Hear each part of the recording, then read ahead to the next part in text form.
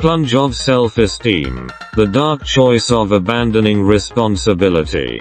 The shattering of confidence is an internal storm, and falling apart is the complete abandonment of self-responsibility. Such individuals are not merely weak, they are choosing to plunge into the abyss of self-esteem, a profound betrayal of self-existence, a dark choice of abandoning responsibility. Responsibility is not a burdensome shackle, but an inevitable path towards maturity. Those who fall apart choose evasion, they refuse to confront the inner challenges, and willingly immerse themselves in the pleasure of self-pity.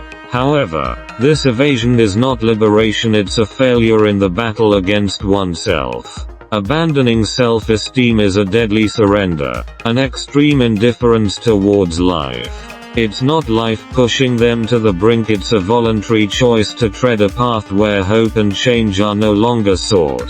Sympathy and pity cannot rescue them, because it's a war within, a declaration of their voluntary surrender. The strong seek strength in adversity, while abandoners only lose themselves in the darkness. They are not the weak, they are fatal betrayers of themselves.